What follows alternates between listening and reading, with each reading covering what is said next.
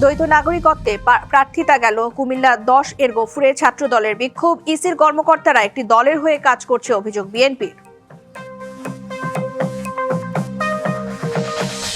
জাতীয় নির্বাচন এবং গণভোটে নিরপেক্ষ থাকবে ইসি, প্রত্যাশা জামায়াতের। যমুনায় প্রধান উপদেষ্টার সাথে বৈঠকে দলটির নেতারা।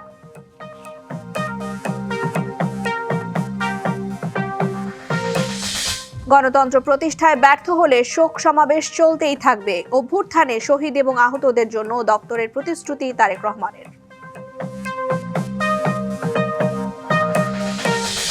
চট্টগ্রামে 329 দুষ্কৃতকারীর তালিকা নিয়ে বিতর্ক। বিরূপ প্রতিক্রিয়া বিএনপির। গণহারে নাম দেওয়ার সমালোচনায় বিশ্লেষকরা। এবং গ্রিনল্যান্ড দখলে বিরোধিতার জেরে 8 দেশের উপর ট্রাম্পের শুল্ক আরোপে ক্ষুব্ধ ইউরোপ। অগ্রহণযোগ্য বলছে দেশগুলো। দেখছিলেন মার্কেন্টাইল ব্যাংক সংবাদ শিরোনাম, এবার জানাবো খবরের বিস্তারিত। সঙ্গে থাকছি রিদওয়ানা বিনতে জলিল। নিজের মা একজন কার্ডিওলজিস্ট এবং দাদি একটি রাজনৈতিক দলের নেতৃত্ব দিয়েছেন। তারা দুজনেই নারী শিক্ষা এবং নারী স্বাস্থ্যের জন্য অনেক কাজ করেছেন। কথা বলেছেন বিএনপি চেয়ারম্যান তারেক রহমানের মেয়ে ব্যারিস্টার জাইমা রহমান। রাজধানীতে এক আলোচনায় তিনি তুলে ধরেন গণতন্ত্র নিয়ে নিজস্ব ভাবনার কথাও। যদি আমি একটু বলি যে রাজধানীর খামারবাড়িতে কৃষিবিদ ইনস্টিটিউশনে জাতি গঠনে নারী, নীতি, সম্ভাবনা এবং বাংলাদেশের ভবিষ্যৎ শীর্ষক আলোচনা সভার আয়োজক ঢাকা ফোরাম, যেখানে অংশ নেন পিতা তারেক রহমানের সঙ্গে 17 বছর পর দেশে ফেরা ব্যারিস্টার জাইমা রহমান। প্রথমবারের মতো আলোচনা সভায় যোগ দেয় সবার আগ্রহের কেন্দ্রে ছিলেন তিনি। প্যানেল আলোচনায় দেশের বিশিষ্ট নারী উদ্যোক্তা ও অর্থনীতিবিদরা তুলে ধরেন নারী ক্ষমতায়নের বাধার প্রসঙ্গ। আমরা এখন যদি বলি যে একটা দল এসে বা একটা কেউ সরকার এসে সবকিছু পরিবর্তন করে দেবে, এটা আসলে হয়তো আমার মনে হয় যে এখন একটা সময় এসছে যে দেশের সব সেক্টরের লোকজন একসাথে কাজ করতে চাচ্ছে। পরে দেশের মাটিতে প্রথমবারের মতো দেওয়া বক্তব্যে বিএনপি প্রতিষ্ঠাতা শহীদ রাষ্ট্রপতি জিয়াউর রহমান এবং বিএনপি চেয়ারপারসন ও সাবেক প্রধানমন্ত্রী বেগম খালেদা জিয়ার নাতনি জাইমা রহমান তুলে ধরেন গণতন্ত্র নিয়ে নিজস্ব ভাবনার কথা। আমার মা একজন কার্ডিওলজিস্ট এবং একজন গৃহিণী। তিনি একসঙ্গে দুটি জায়গায় সমানভাবে পরিচালনা করছেন। আমার দাদি বেগম খালেদা জিয়া একটি দলের নেতৃত্ব দিয়েছেন। নারী শিক্ষা ও নারী স্বাস্থ্যের জন্য তিনি অনেক কাজ করেছেন দেশে অর্থনীতি ও জিডিপি বৃদ্ধিতেও। দেশের নারী অগ্রগতিতে দাদা জিয়াউর রহমান এবং দাদি বেগম খালেদা জিয়ার অবদানের কথাও স্মরণ করেন জাইমা রহমান। বলেন, উন্নয়ন অগ্রযাত্রায় নারীদের সরিয়ে রাখলে কাঙ্ক্ষিত অগ্রগতি হবে না। দেশের নারী অগ্রগতিতে দাদা জিয়াউর রহমান এবং দাদি বেগম খালেদা জিয়ার অবদান ছিল। আমি মনে করি দেশের উন্নয়ন ও অগ্রযাত্রায় নারীদের সরিয়ে রাখলে কাঙ্ক্ষিত অগ্রগতি সম্ভব নয়। আমরা এটাও দেখছি দেশের 70% নারী ফেসবুকে প্রতিনিয়ত নির্যাতনের শিকার হচ্ছেন। পরে জাইমা রহমান যোগ দেন প্রশ্ন উত্তর পর্বে। শুভ খান, ডিবিসি নিউজ, ঢাকা। গণভোট এবং জাতীয় নির্বাচনে ইসি নিরপেক্ষ থাকবে এমন প্রত্যাশা করছে জামায়াত। নির্বাচন কমিশনের সামনে একটি ছাত্র সংগঠনের অবস্থান নেওয়ার কথা উল্লেখ করে দলটির সহকারী সেক্রেটারি জেনারেল এহসানুল মাহবুব জুবায়ের কথা বলেছেন। রাজধানীর মগবাজারে জামায়াতের কেন্দ্রীয় কার্যালয়ে সংবাদ সম্মেলনে তিনি আরও বলেছেন, 10 দলের সমন্বিত নির্বাচনী ইশতেহারের কথা ভাবা হচ্ছে। ভোট কেন্দ্রে সিসি ক্যামেরা এবং আইনশৃঙ্খলা বাহিনীর বডি ক্যামেরা নিশ্চিত করার দাবি জানান তিনি। এদিকে প্রধান উপদেষ্টার সাথে যমুনায় ডক্টর শফিকুর রহমানের নেতৃত্বে জামায়াতের 4 সদস্যের একটি প্রতিনিধি দলের বৈঠক চলছে। 4 জনের একটি টিম আজকে সন্ধ্যা 6:30টায় প্রধান উপদেষ্টার সাথে সাক্ষাতের সময় নির্ধারিত হয়েছে। তারা যাচ্ছেন। নির্বাচন কমিশনের অনেক বড় দায়িত্ব, তারা নিরপেক্ষ থাকবেন এবং তারা তাদের অবস্থান থেকে জনগণকে আস্থায় নেবেন। আইন শৃঙ্খলা পরিস্থিতি সহ যে সমস্ত কার্যক্রম তাদের উপর অর্পিত হয়েছে সে সমস্ত ক্ষেত্রে তারা দক্ষতা এবং যোগ্যতার পরিচয় দেবেন। প্রধান উপদেষ্টার বাসভবন যমুনায় জামায়াতে ইসলামের শীর্ষ নেতাদের সাথে বৈঠক করছেন প্রধান উপদেষ্টা। এ বিষয়ে আরো জানাতে যমুনার সামনে থেকে আমাদের সাথে যুক্ত হচ্ছেন সহকর্মী হাসান আল মামুন। মামুন, আমাদেরকে জানাবেন যে বৈঠকে কি কি বিষয় প্রাধান্য পাচ্ছে আজ? রিদন, আপনাকে ধন্যবাদ। এই মুহূর্তে যমুনার সামনে রয়েছি। আপনাকে একটু জানিয়ে রাখতে চাই যে আজকে সন্ধ্যা 6:30টায় জামায়াতের 4 সদস্যের প্রতিনিধি দল যমুনায় প্রবেশ করার কথা থাকলে কিন্তু 6:20-এ তাদের জামায়াত ইসলামের যেই প্রতিনিধি দলের গাড়ি গাড়িবহর সেটি প্রবেশ করে যমুনায় এবং তাদের কিন্তু যে বৈঠক হওয়ার কথা সেটি চলমান রয়েছে।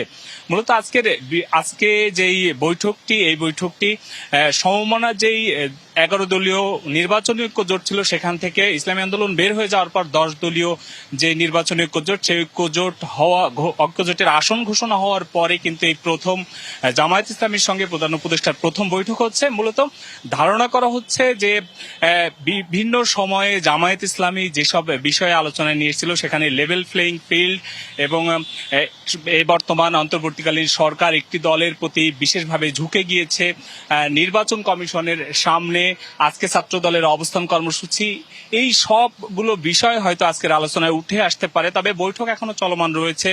বৈঠক শেষ হলে আসলে তারা সাংবাদিকদের সাথে ব্রিফিং করবেন এবং সেখানে কি কি বিষয়ে আলোচনা হয়েছে সেই বিষয়গুলো আসলে দর্শকদের উদ্দেশ্যে আমরা জানিয়ে দিতে পারবো। তবে এখনো বৈঠক চলমান রয়েছে। আমরা জানতে পেরেছি যে আজকের যে বৈঠকটি চলছে সে বৈঠকটি 1 ঘন্টা হওয়ার কথা, এখনই হয়তো শেষ হবে।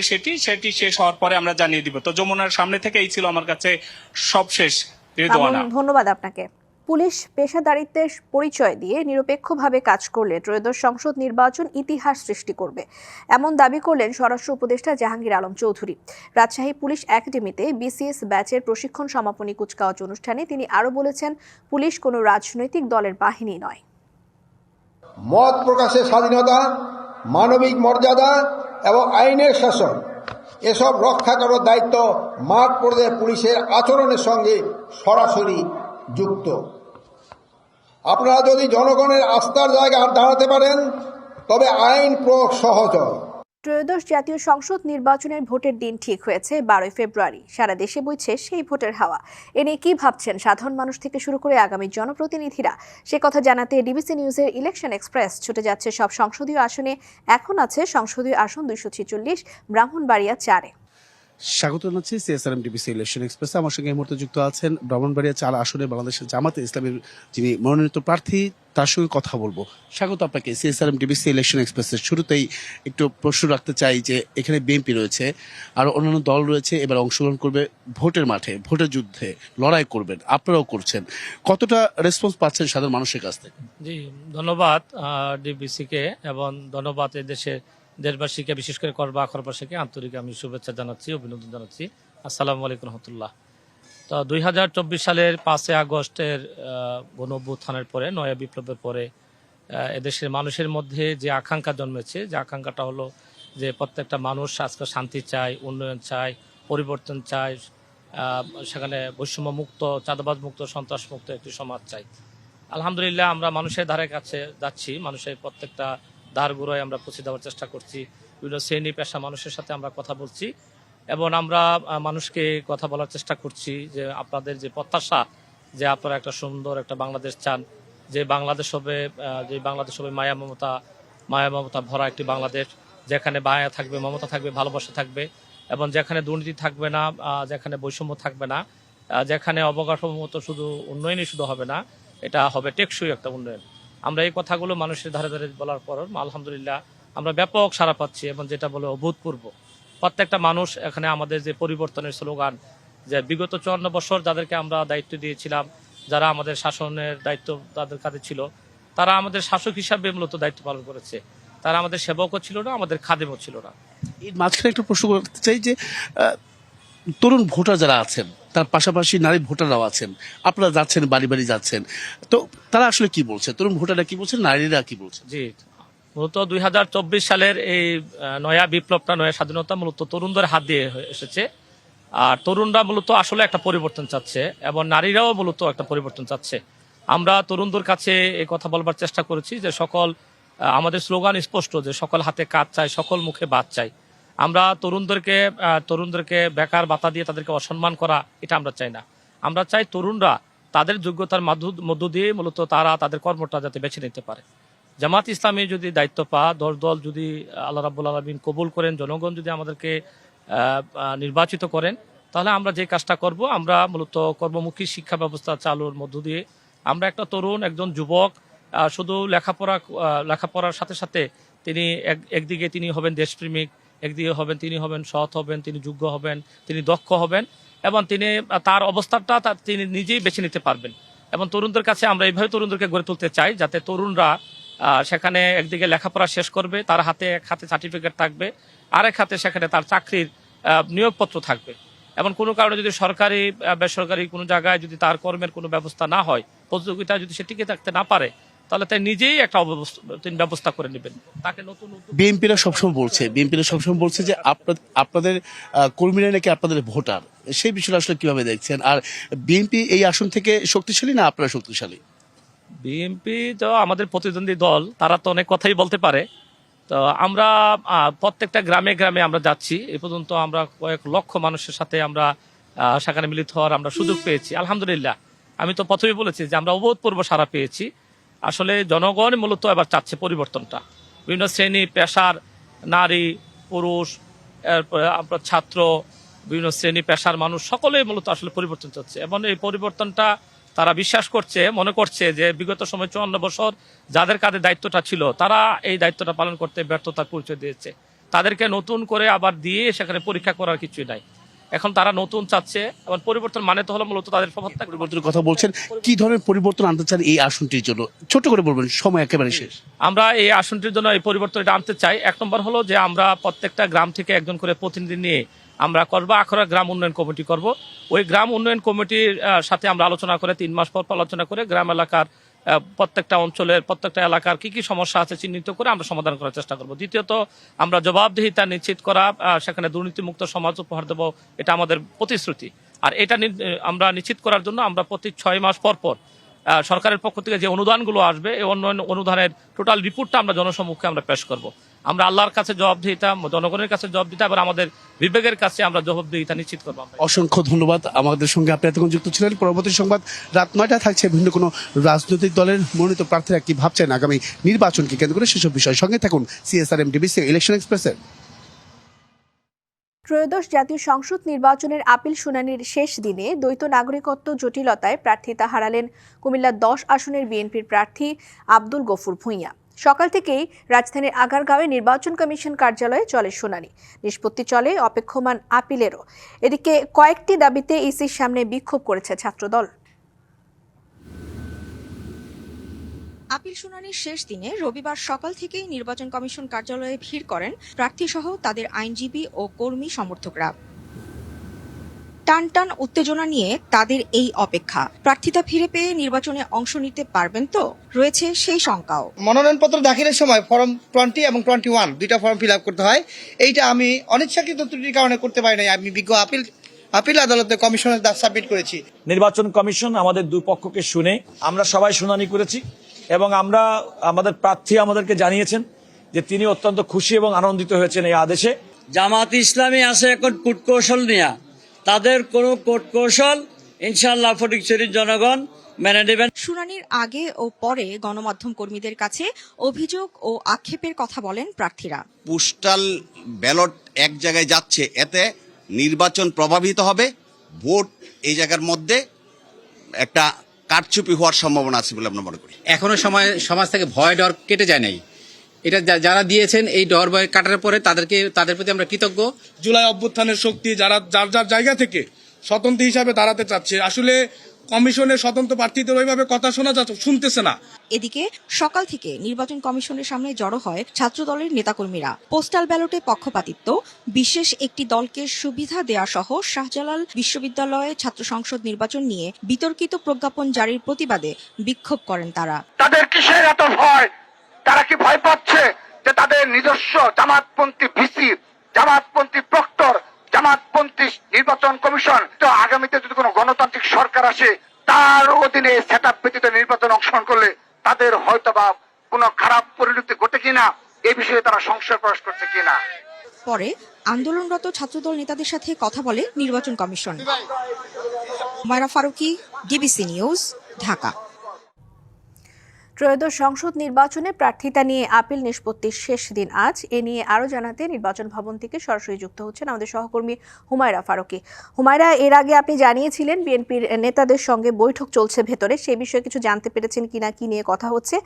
সেই সাথে যেহেতু শেষ দিন, কার্যক্রম কতক্ষণ চলবে এবং ছাত্রদলের নেতারা কমিশনের সামনে আছেন, বিক্ষোভ করছেন, সবকিছু মিলিয়ে শুনবো। রিদওয়ানা, আপনি যেমনটি বলছিলেন, বিকেল 5টা থেকে প্রধান নির্বাচন কমিশনারের সাথে মির্জা ফখরুল ইসলাম আলমগীর এবং বিএনপির স্থায়ী কমিটির সদস্য নজরুল ইসলাম খান তাদের বৈঠক হয়েছে এবং দীর্ঘ বৈঠকের পরে তারা কিন্তু আমাদের ব্রিফিং করেছেন। ব্রিফিংয়ে তারা আমাদেরকে তাদের অনুযোগ যে বিষয়গুলো তারা নির্বাচন কমিশনারের সাথে আলোচনা করেছেন সেই বিষয়গুলো আমাদেরকে জানিয়েছেন এবং নির্বাচন কমিশনারের পক্ষ থেকে কি সিদ্ধান্ত নেওয়া হয়েছে বা সেই বিষয়গুলো তারা কিভাবে দেখছেন সেটা আসলে নির্বাচন কমিশন থেকে আনুষ্ঠানিকভাবে আমাদেরকে জানানো হলে তখনই আমরা বলতে পারবো। আর আজ সকাল 10টা থেকে আপিল শুনানি শুরু হয়েছে। দুপুর 2টা পর্যন্ত কিন্তু ক্রমানুযায়ী যেই আপিলগুলো নিষ্পত্তি হওয়ার কথা ছিল 611 থেকে 645 নম্বর সেগুলো শেষ হয়েছে এবং বিরতির পর অর্থাৎ দুপুর 2টার পর থেকে এতদিন পর্যন্ত 10 তারিখ শুরু হওয়া সেই আপিল শুনানির থেকে গতকাল পর্যন্ত যতগুলো অপেক্ষমান ছিল সেগুলো কিন্তু শুনানি শুরু হয়েছে এবং বিকেল 4টা থেকে গতকালকে আমাদের জানিয়ে দেওয়া হয়েছিল বিকেল 4টা থেকে দ্বৈত নাগরিকত্ব সংক্রান্ত এখন পর্যন্ত যতগুলো অপেক্ষমান আপিল আছে সেগুলোর নিষ্পত্তি শুরু হয়েছে। তো এখন বিকেল 5টায় শেষ হওয়ার কথা থাকলেও এখন পর্যন্ত আপিল শুনানি চলছে। তো শেষ হওয়ার পরেই আমি আপনাকে শেষ পর্যন্ত কতগুলো প্রার্থিতা বহাল থাকলো এবং বাতিল হলো সেই সংখ্যাটা জানিয়ে দিতে পারবো। নিশ্চয়ই হুমায়রা, ধন্যবাদ আপনাকে। নির্বাচন কমিশন অনেক ক্ষেত্রে প্রশ্নবিদ্ধ আচরণ করছে, কিছু কর্মকর্তা একটি দলের হয়ে কাজ করছেন, এমন অভিযোগ করেছেন বিএনপির মহাসচিব মির্জা ফখরুল ইসলাম আলমগীর। রাজধানীর আগারগাঁওয়ে নির্বাচন ভবনে সিইসি AMM নাসির উদ্দিনের সাথে বৈঠক শেষে কথা বলেছেন তিনি। মির্জা ফখরুল বলেন, পোস্টাল ব্যালট যেভাবে করা হয়েছে তা সঠিক নয়, এতে কোনো একটা দলকে সুবিধা দেওয়া হয়েছে। মির্জা ফখরুল আরও বলেন, এই নির্বাচন কমিশন সুষ্ঠু ভোট আয়োজনে সক্ষম, তবে কিছু সমস্যার সমাধান করতে হবে। সামনে লেভেল প্লেইং ফিল্ড তৈরির জন্য নির্বাচন কমিশনকে তাগিদ দেওয়া হয়েছে। এনআইডি বিকাশ নম্বর, মোবাইল নম্বর সংগ্রহ, জামাতে নির্বাচনী কর্মীরা বাড়ি বাড়ি গিয়ে এনআইডির কপি, বিকাশ নম্বর, মোবাইল নম্বর সংগ্রহ করছে, যা ব্যক্তিগত গোপনীয়তা ভঙ্গ, ক্রিমিনাল অফেন্স। এই বিষয়ে আমরা ইতিপূর্বে আচরণ বিধি ভঙ্গের আপত্তি জানিয়েছি। এই বিষয়ে জরুরি পদক্ষেপ গ্রহণ করা বলে আমরা প্রয়োজন বলে আমরা মনে করেছি এবং সেটা আহ্বান জানিয়েছি। যারা স্বাধীনতা রক্ষার আন্দোলনকে দলীয় স্বার্থ রক্ষার আন্দোলনে পরিণত করতে চায় তাদের বিষয়ে মানুষকে সতর্ক থাকতে হবে, একথা বলেছেন বিএনপি চেয়ারম্যান তারেক রহমান। নিরাপদ এবং গণতান্ত্রিক বাংলাদেশের জন্য আগামী জাতীয় নির্বাচন খুব গুরুত্বপূর্ণ উল্লেখ করে তিনি বলেন, সেই লক্ষ্য পূরণে ব্যর্থ হলে বন্ধ হবে না শোকগাথা। 24-এর আন্দোলন কোনো ব্যক্তি বা দলের নয় উল্লেখ করে তিনি বলেন, এটা ছিল দেশের মানুষের অধিকার আদায়ের। শহীদ শাহরিয়ার হাসান আলভীর বাবা রাজধানীর কৃষিবিদ ইনস্টিটিউশনে 24-এর অভ্যুত্থানে স্বজন হারানোদের সঙ্গে কষ্ট ভাগাভাগি করেন বিএনপি চেয়ারম্যান তারেক রহমান। সেখানে জুলাই অভ্যুত্থানে শহীদ, আহত ও তাদের পরিবারের সঙ্গে মতবিনিময় করেন। সঙ্গে ছিলেন স্ত্রী ডাক্তার জুবাইদা রহমানও। যেখানে মিলিত হন 1400 পরিবার। জানালেন প্রিয় মানুষকে হারিয়ে কতটা যন্ত্রণা নিয়ে বেঁচে আছেন তারা। আহ্বান থাকবে, আগামী দিনে বিএনপি সরকার গঠন করলে জুলাই যোদ্ধা পরিবারের কিছুটা কষ্ট লাঘবের চেষ্টা করা হবে বলে জানালেন তারেক রহমান। মুক্তিযোদ্ধা মন্ত্রণালয়ের আরেকটি বিভাগ খোলা হবে যাতে এইসব মানুষদের দেখভাল করা যায়। 71 সালে এই দেশের মানুষ, মুক্তিযোদ্ধারা এই দেশের স্বাধীনতা অর্জনের জন্য জীবন দিয়েছিলেন। এই দেশের স্বাধীনতা অর্জনের জন্য যোদ্ধারা ত্যাগ স্বীকার করেছিলেন। ঠিক একইভাবে 24-এ যে যোদ্ধারা যুদ্ধ করেছেন তারা স্বাধীনতা সার্বভৌমত্ব রক্ষার যুদ্ধ করেছেন। স্বাধীনতা সার্বভৌমত্ব অর্জিত হয়েছিল 71 সালে, তাকেই আবার রক্ষা করা হয়েছে 2024 সালে।